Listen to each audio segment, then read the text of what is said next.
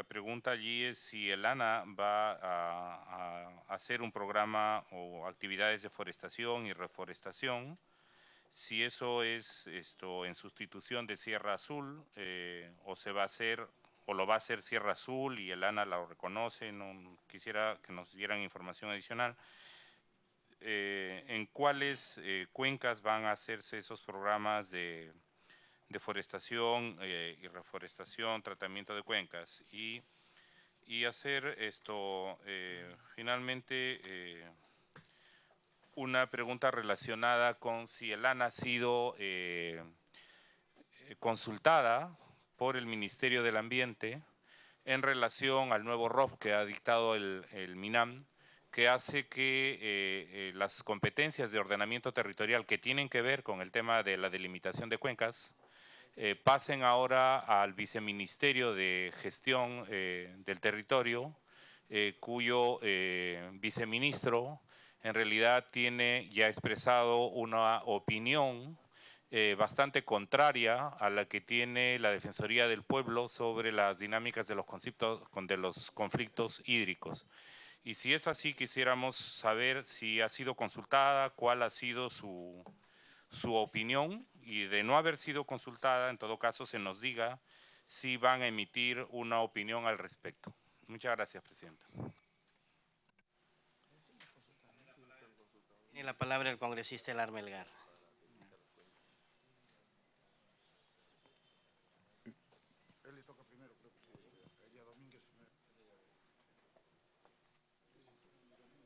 Benicio Ríos.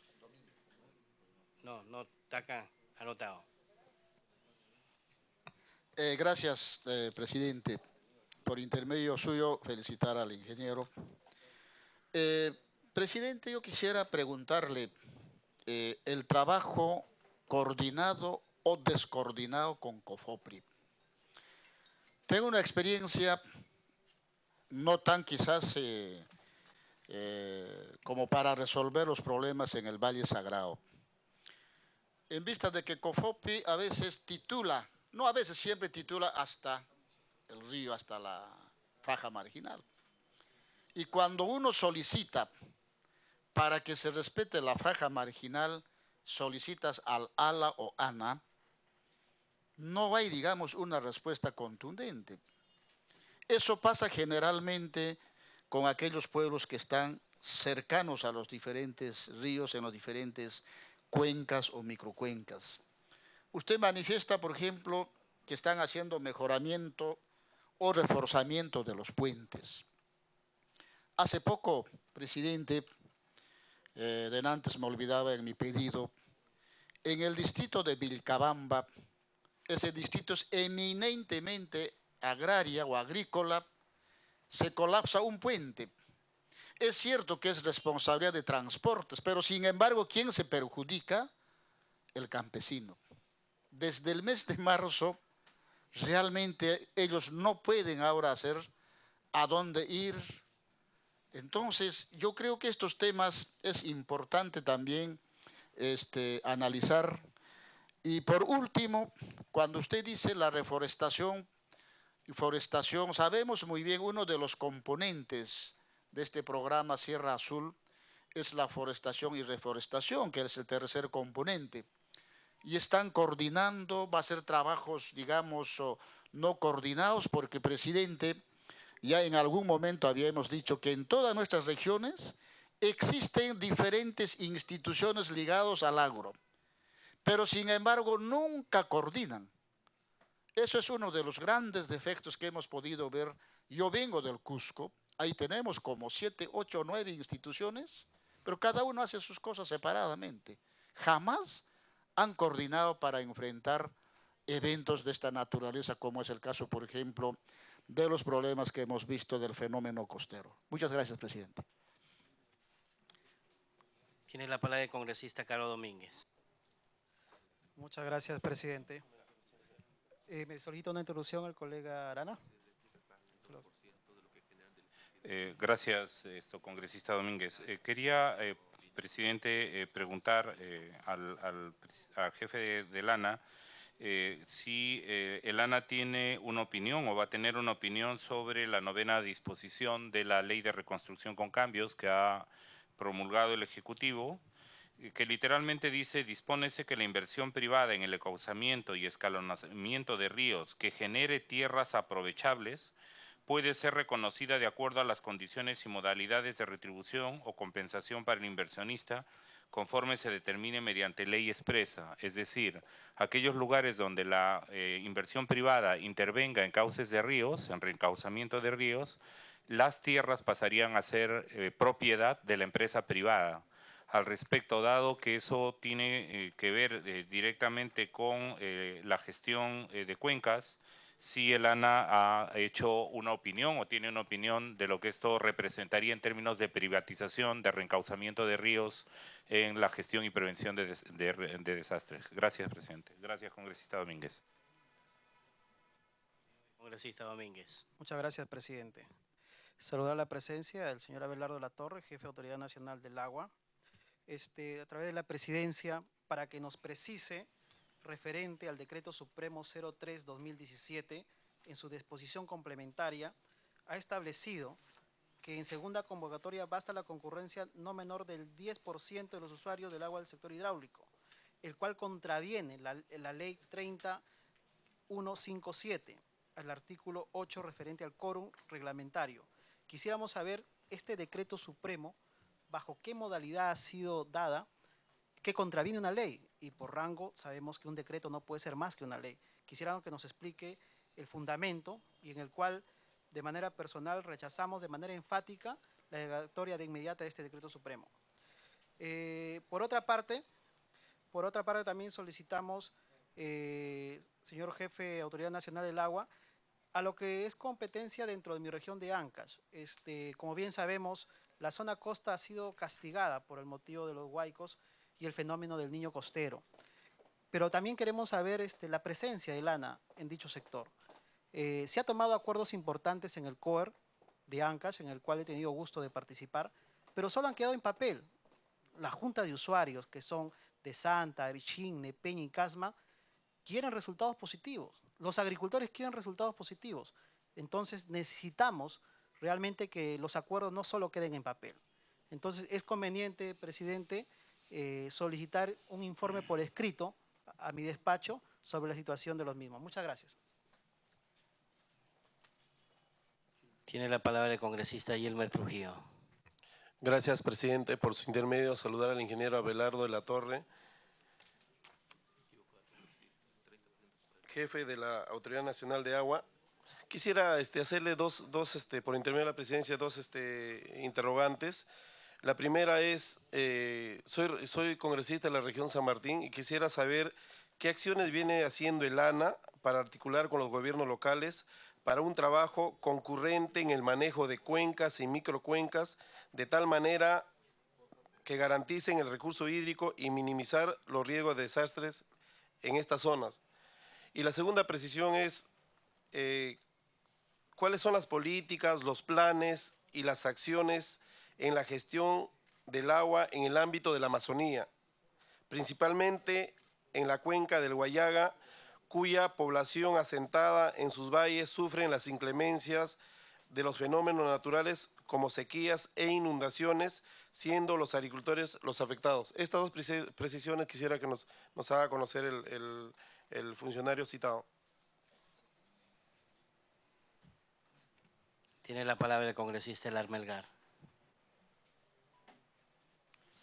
Gracias, presidente. Por su intermedio, un saludo al jefe del ANA, ingeniero Abelardo, para que nos precise, presidente, qué va a pasar con las juntas de usuarios en vista que los comités de elecciones caducaba el día 31 de marzo. Sin embargo, a pesar que han caducado, han seguido llamando a elecciones días posteriores, o sea, correspondiente al mes de abril. Y, presidente, ¿se han establecido alguna sanción a las autoridades locales del agua que han elaborado los padrones hasta con un 30%, presidente, dejando pues sin el derecho de votar a muchos agricultores? el caso, por ejemplo, de Cañete, el caso de Huaura, que de 10.000 usuarios, a las finales han llegado pues en el padrón a 3.000 usuarios, y de los 3.000 usuarios, a las finales han convalidado con el 10%, pese a que la ley, la 3157, que es la ley actual que rige, dice pues que debe ser con el 35%. Entonces ya he establecido alguna responsabilidad en estos hechos. Asimismo, hemos visto, presidente, que esa desproporcionalidad que hay entre las empresas eléctricas que muchas veces pues consiguen las autorizaciones de uso de agua en 24 horas o una semana, pero sin embargo para el pequeño agricultor pues demora a veces años, presidente. Y exige pues a veces documentación que no está al alcance del pequeño agricultor. Hablamos del agricultor que tiene 1, 2, 3 hectáreas. Entonces, asimismo, presidente, notamos pues que no hay un acercamiento entre la autoridad del agua al pequeño agricultor. Es el caso, por ejemplo, acá tengo agricultores que vienen a representar al distrito de Supe en la provincia de Barranca, que en estos huaicos que hemos tenido se ha visto totalmente perjudicados, y es una junta totalmente pobre, está en una situación crítica y no hemos visto pues presencia del Estado. A veces nos confiamos pues en los gobiernos regionales, que tampoco han llegado. El pequeño agricultor, presidente, ha sido totalmente golpeado, sobre todo en los valles de Huaura, Supe, no solamente en el norte, en Piura, Tumbes, sabemos lo que ha sucedido, pero acá en la región Lima ha sido fuertemente golpeado. No hemos tenido presencia del gobierno, no ha habido presencia, ingeniero Abelardo. Entonces el agricultor, pese a que había perdido sus cultivos, tenía que prestarse plata para alquilar maquinaria y comprar combustible. Entonces, ¿qué va a hacer el ANA? ¿Qué va a hacer el ANA para apoyar a esos agricultores? ¿Hay alguna solución para esos agricultores? O posiblemente, pues, si vemos que no llegue el Estado para que vendan sus parcelas o tomen alguna decisión, porque todo este tiempo esos agricultores se han visto abandonados, no han tenido presencia alguna. Muchas veces pensamos que los gobiernos regionales, pero los gobiernos regionales no hacen absolutamente ninguna obra para la agricultura, y no es solamente la región Lima. Si recorremos el país, vemos pues que no hay obras, ingeniero, no vemos obras nuevas, los canales están totalmente abandonados, los ríos totalmente colmatados.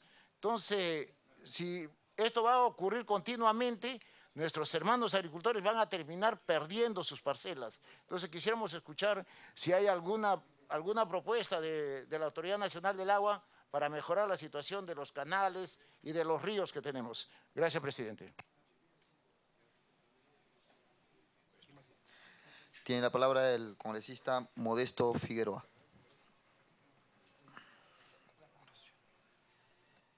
Gracias, señor presidente. Por su intermedio, para saludarle al jefe de ANA. Y más bien yo le voy a preguntar dos cosas. ¿Cuál fue su relación laboral anterior con el ministro Hernández? Quería que nos conteste. ¿Cuánto tiempo estuvo usted como consultor externo para el proyecto de modernización de la gestión de recursos hídricos de ANA, y cuál fue su aporte a hoy día? Gracias, señor presidente. Gracias, congresista Figueroa. El que sigue es el congresista Mártires Lizana. Tiene la palabra el congresista Mártires Lizana.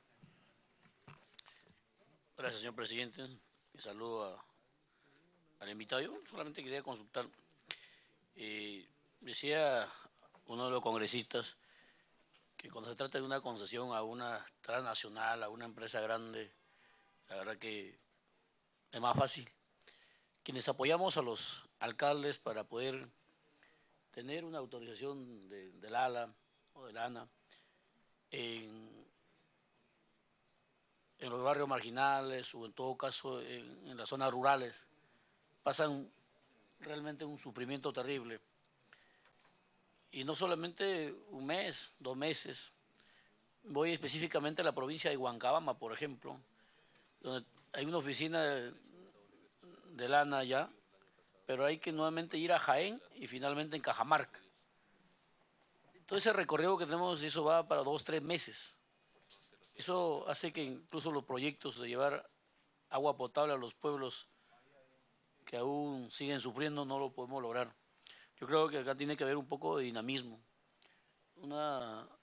Esta oficina tiene que tener un rostro humano, que la gente las personas de más alta necesidad están sufriendo eso, especialmente las municipalidades rurales del país. Esto es lo que está pasando y quisiera que nos dé respuesta sobre eso.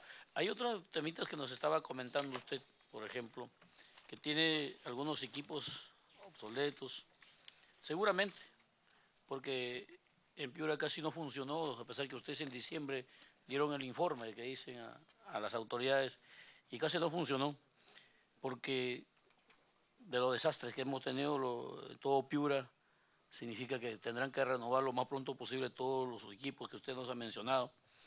Y espero que los informes que se han hecho, tal como nos ha informado usted a las oficinas correspondientes, den resultado lo más pronto posible y darle seguimiento, porque serán pues las instituciones como el gobierno regional, local, y el Ministerio de Agricultura quien ejecutará lo que nos ha comentado. Pero nosotros daremos seguimiento de esto. Eso es lo que le quería consultar. Gracias, señor presidente. Muchas gracias, congresista. Tiene la palabra el congresista Luis Alberto Yica. A través de la presidencia, darle la bienvenida al director del ANA. Simplemente a través del fenómeno del niño costero, o sea, se han visto muchos problemas y el origen de la desgracia ha sido las quebradas. En el caso de mi región, existe pronunciamientos de la forma como se vaya a cabo el tema de la reconstrucción. Y ellos manifiestan de que la única solución es tratar como prevención desviar, como se llama, el agua hacia los ríos o hacia el mar. Estamos hablando en el caso de Trujillo. Pero sin embargo hay profesionales que indican de que la mejor forma y la solución es la creación de reservorios y embalsamiento. ¿Cuál es la posición de usted como director de ANA, señor Abelardo? Gracias. Tiene la palabra el congresista Horacio Ceballos.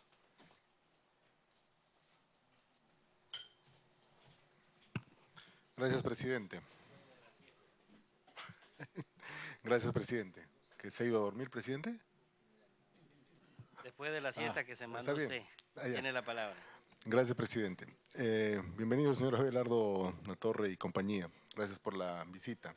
Yo tengo algunas preocupaciones, especialmente en relación al agua subterránea en primer lugar. El agua subterránea actualmente, por las grandes empresas, están pagando alrededor de 0.14 soles, ¿no?, por metro cúbico, aproximadamente.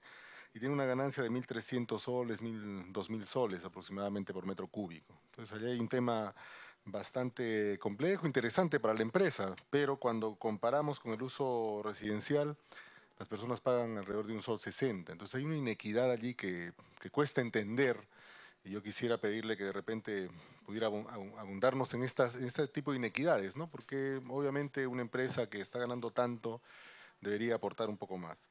En segundo lugar, estoy preocupado también en el tema de aguas subterráneas, en el caso de la irrigación de Majes. Allí hay un problema de mal diseño o no prevista la infiltración del agua cuando se construyó la irrigación, y en este momento está causando una serie de deslizamientos y una serie de problemas. Y como paliativo se han instalado 8 pozos para extraer agua que realmente, disculpe el término, le hacen cosquillas a esta agua que está allí, ¿no? Y obviamente es un negocio para alguna empresa que está extrayendo el líquido del elemento. Entonces allí, ¿qué acciones toma el ANA, ¿no? En este caso, y le pongo Majes, que es el tema que conozco, pero esto ocurre en Ica permanentemente, ocurre en Guaura, ocurre en Tacna, etcétera, situaciones donde hay una serie de problemas y las medidas son paliativas o simplemente no existen control. Otra preocupación que tengo es en relación a una comunicación que le he transmitido, que también le hice partícipe al ministro. El ministro le había encargado de alguna manera atenderla, es en relación al estado de los túneles y canales que llevan el agua a la irrigación de Majes, que tienen ya 40 años y no han tenido mantenimiento en todo este tiempo. Algunas zonas han colapsado, como la parte de la zona del túnel y canal 9, están colapsados, se ha puesto un bypass, alguna cuestión también paliativa. Se ha pedido la intervención del ANA y el ANA ha dicho que solamente fiscaliza, pero tampoco no ha ido a fiscalizar, ¿no? Entonces allí me preocupa porque también hay un tema de inacción en relación a una cuestión que es muy peligrosa, no solamente porque pone en riesgo una de las irrigaciones más importantes del país, ¿no? que está en el sur, sino también a una población de 120.000 habitantes, que es la población del Pedregal, ¿no? Entonces allí hay una preocupación no solamente agrícola, sino también poblacional en relación a la gestión del recurso. Y estos canales no han tenido mantenimiento, y cuando están los recursos para mantenimiento, resulta que los gobiernos locales los devuelven, etcétera, ¿no?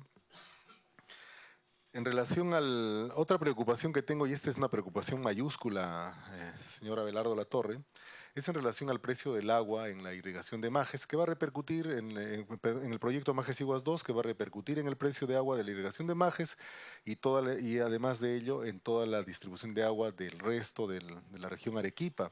En este momento en la irrigación de Majes están pagando alrededor de 2.500 soles anuales por derecho de agua. Con el nuevo esquema financiero para poder pagar Majes Iguas 2, resulta que tanto Majes Iguas 2 como Majes Iguas 1 y todos los poblados aledaños, inclusive en otras zonas, van a terminar pagando 25.400 al año. Esto significa que le están poniendo la soga al cuello a los agricultores, y finalmente ellos van a terminar rematando las tierras y pasando a otras manos, que es algo que preocupa bastante, y es una tarifa bastante curiosa, ¿no? O sea, subirle casi 108%, 108 veces el precio, parece preocupante, ¿no? Otro problema que quisiera preguntarles en relación a Tacna, ¿no? Tacna es una ciudad que todos sabemos que está secando, que no tiene agua, pero resulta que el agua se chorrea por todas las cañerías y todos los sistemas de distribución de agua. En realidad es la ciudad que menor eficiencia tiene en relación al uso del agua doméstica. Entonces el problema no está en que no hay agua en Tacna, sino el problema está en que hay un mal diseño o vejez de las infraestructuras, de las tuberías que llevan agua al servicio urbano. Y allí habría que poner coto en el asunto, porque en realidad esto es un desastre, porque de acuerdo con el diccionario, desastre es una cosa mal hecha, de mala calidad, ¿no? O un suceso que produce mucho daño. Entonces Tacna y con muchas otras ciudades viven un desastre permanente, ¿no? Y solo estamos atendiendo los desastres de lluvias que nos parecen complicados en época de verano, pero en realidad yo creo que este es un desastre que hay que ver cómo resolverlo. Y no es la única ciudad que tiene estos problemas. Y otra preocupación mayor es que en la región amazónica el Perú tiene la 7ª reserva de agua del mundo. O sea, resulta que somos un país con mucha agua, obviamente toda en la región amazónica, pero esto depende del intrincado funcionamiento del ecosistema amazónico. Y allí, por ejemplo, yo propondría, y le pregunto también, si las políticas de este gobierno de talar masivamente los bosques primarios, los bosques secundarios y poner palma aceitera, en realidad van a hacer que perdamos este importante recurso que todavía no lo estamos utilizando de forma adecuada. Entonces, finalmente, para enriquecer a unas cuantas empresas del Grupo Romero, el Grupo Melca, que están traficando con la tierra y que están talando irresponsablemente bosques primarios, que está prohibido, con el aval de gobiernos como el que tenemos actualmente o el gobierno anterior, finalmente terminamos perdiendo no solamente la Amazonía, los bosques, sino también esta enorme reserva de agua, que es la 7ª, y esto tiene una importancia fundamental a nivel mundial. O sea, en algún momento esta agua de la Amazonía va a ser como tener petróleo o alguna cuestión, y no estamos previendo esto.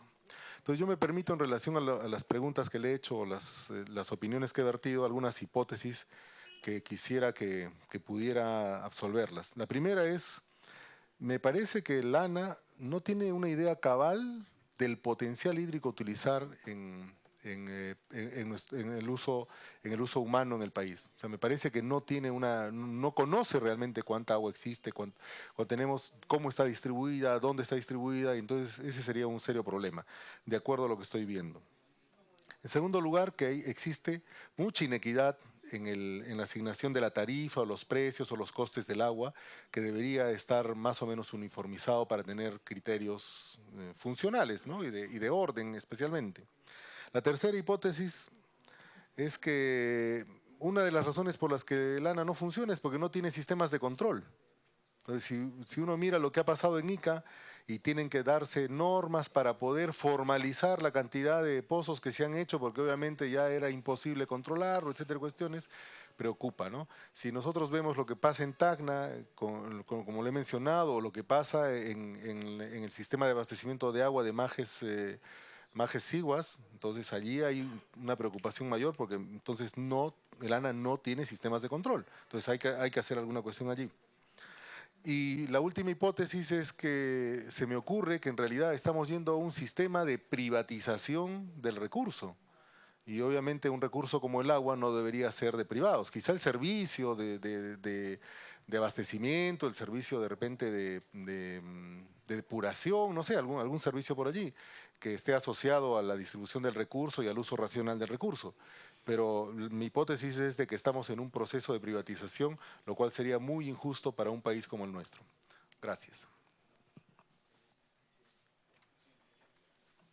Tiene la palabra el congresista Morales. Gracias, presidente. Me pide una interrupción el congresista Elar Melgar, con todo gusto. Interrupción, congresista Elar Melgar. Gracias, presidente.